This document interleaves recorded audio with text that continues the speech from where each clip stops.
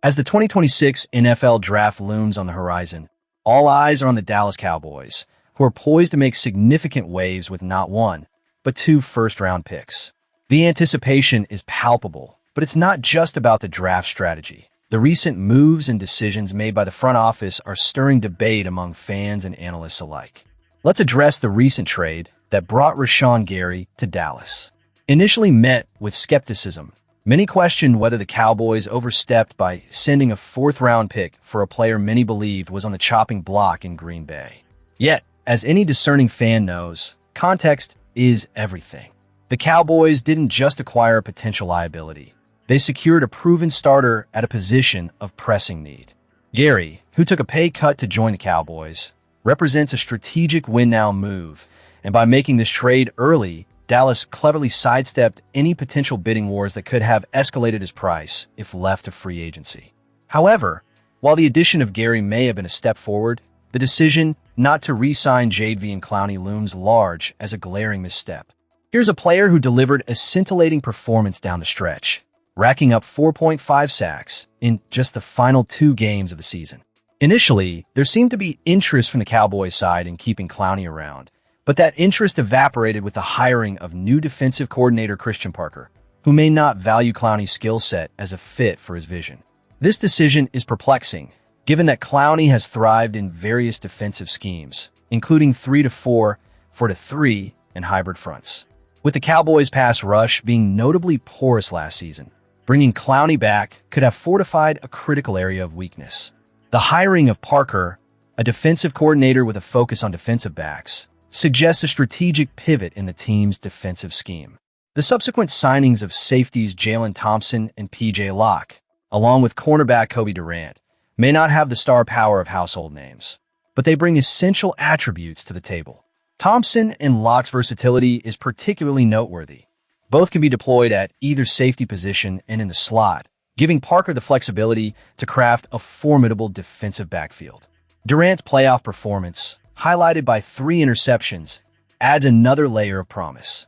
However, while bolstering the secondary is crucial, it feels like the Cowboys are neglecting the linebacker position, which now stands as a glaring vulnerability entering the draft. Currently, the inside linebacker core is perilously thin, with only DeMarvion Overshown, Shamar James, and Justin Barron under contract. The Cowboys did make inquiries about Nakobe Dean during free agency, but to no avail. Their claim that they explore trade options without finding a suitable partner raises eyebrows, especially when high-caliber veterans like Bobby Wagner are still available. At this point, it could be seen as negligence on Dallas' part not to have secured Wagner, who would undoubtedly bring experience and leadership to a struggling unit. As the draft day approaches, the Cowboys have an opportunity to rectify some of these oversights. They can bolster their linebacker position and continue to fortify their defense, but the clock is ticking. Fans are right to feel a mixture of excitement and concern. The decisions made now will not only shape the immediate future, but also define the trajectory of this franchise in the coming years. With the Cowboys front office under scrutiny, the upcoming draft could either be a moment of redemption or a further deepening of the crisis. As we move forward, we will continue dissecting the decisions, the potential impacts, and what this means for the Cowboys' aspirations as they aim to reclaim their place among the NFL's elite. Ben DiNucci's time with the Dallas Cowboys might be remembered as a blip on the radar, but for those who truly appreciate the grit and determination it takes to don that star, there's a deeper story worth unpacking. DiNucci, a 7th-round pick, had a short-lived journey with the Cowboys, appearing in just 3 games across 2 seasons. Most of his tenure was spent on the practice squad, a reality that many fans might find easy to overlook. Yet, despite the limited opportunities, DiNucci's biggest moment, his lone start, came under the bright lights of Sunday Night Football against the Philadelphia Eagles in 2020.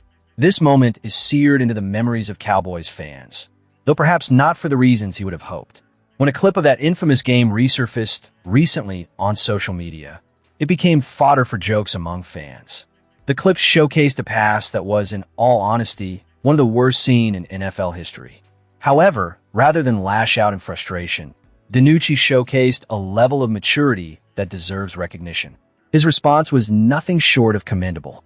He reflected on that night with a sense of pride, acknowledging that while the game didn't go as planned, he completed 21 of 40 passes for 180 yards and lost 2 fumbles in a 23-9 defeat. He would cherish that experience forever. DiNucci's perspective is refreshing in a world where athletes often shy away from acknowledging their struggles. He noted, "Trust me, I'll never forget that night either. You know how many guys would love to say they started an NFL game on SNF? It's a poignant reminder that, despite the pressures and expectations, simply stepping onto that field is an achievement in itself." Transitioning from college football at Richmond and Villanova to facing a division rival like the Eagles without the benefit of a training camp or preseason games is a monumental leap. It's a tough pill to swallow for a young player, but DiNucci embraced the challenge with an admirable attitude. It's important to contextualize DiNucci's performance. Coming in as a 7th-round rookie, he was thrust into a high-pressure situation as the third-string quarterback, filling in for Andy Dalton, who was himself stepping in for an injured Dak Prescott. The circumstances were never ideal, and while the scoreline reflected a team struggling to find its rhythm, it's crucial to remember that this was a raw talent learning on the fly against seasoned professionals. The narrative surrounding DiNucci shouldn't simply focus on his mistakes, but rather on the resilience he displayed in that moment. After his stint with the Cowboys ended in 2021, DiNucci continued to pursue his NFL dreams, having brief stays with several teams, including the Denver Broncos, Buffalo Bills, New Orleans Saints, and Atlanta Falcons. Though he didn't see significant playing time in the NFL, he found a new avenue in the XFL, where he played for the Seattle Sea Dragons in 2023. There, he recorded an impressive 64.7% completion rate, throwing for over 2,600 yards and 20 touchdowns. This success in the XFL not only showcases his growth as a player, but also highlights a path that many former NFL players have taken to revive their careers. While DiNucci's time with the Cowboys may not have been filled with dazzling statistics or highlight reel performances, it is a story of perseverance and perspective. Every player dreams of that moment to shine on the grand stage, and DiNucci had his, albeit in a challenging scenario. It's a testament to the unpredictability of sports and the heart it takes to keep chasing dreams, even when the odds are stacked against you. As we transition to our next segment, let's continue to explore the evolving narrative of our beloved Cowboys and the players who have walked through that storied franchise. As we wrap up this segment, we turn our attention to a recent decision that reverberates through the league. Cornerback Stephon Gilmore is officially calling it a career after an impressive 13-year tenure in the NFL. This is more than just a retirement announcement. It's a reflection on the legacy of a player who has been both a fierce competitor and a cornerstone of defensive excellence. Gilmore, the 35-year-old corner out of South Carolina, was drafted 10th overall by the Buffalo Bills in 2012. For the first 5 years of his career, he honed his craft in Buffalo, showcasing remarkable skills with 14 interceptions and 62 passes defended. But it was his move to the New England Patriots in 2017 that catapulted him into the conversation of elite defenders in the league. Those years in New England were nothing short of spectacular. In 2018, he made his first-team All-Pro appearance, playing a pivotal role in the Patriots' Super Bowl 53 victory. His performance in that game, with an interception and 5 tackles, sealed his reputation as a big-game player. The following year, Gilmore continued to solidify his status, leading the NFL with 6 interceptions and 20 passes defended, earning him the coveted Defensive Player of the Year honors. His ability to lock down opposing receivers and create turnovers made him a nightmare for offenses and a dream for defensive coordinators. After his time in New England, Gilmore's journey took him to several teams, including the Carolina Panthers, Indianapolis Colts, Dallas Cowboys, and Minnesota Vikings. Each stop saw him making his mark, recording at least 1 interception with each franchise, showcasing his resilience and adaptability. However, it's worth noting that despite these contributions, the Cowboys' decision to bring him aboard was met with mixed feelings. Some fans viewed him as a veteran presence that could bolster a secondary that has struggled at times, while others questioned whether he still had the speed and agility to compete at the highest level in an ever-evolving league.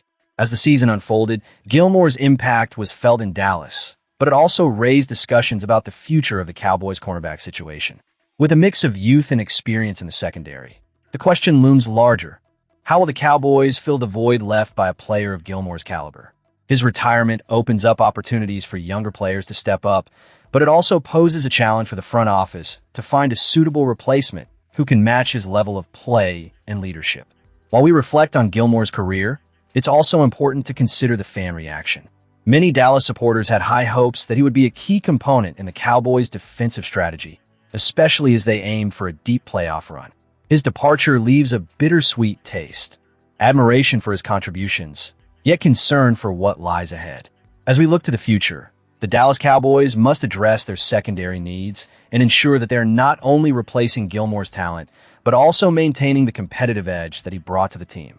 The challenge is clear, and the stakes are high. As we conclude this segment, we invite you to share your thoughts on Gilmore's legacy and what it means for the Cowboys moving forward. How do you feel about the state of the secondary? What should be the next steps for the front office? Let's discuss. Don't forget to subscribe and comment below with your opinions on the Dallas Cowboys and their path ahead. Your voice matters in this passionate community of supporters, and together we can navigate the highs and lows of our beloved team.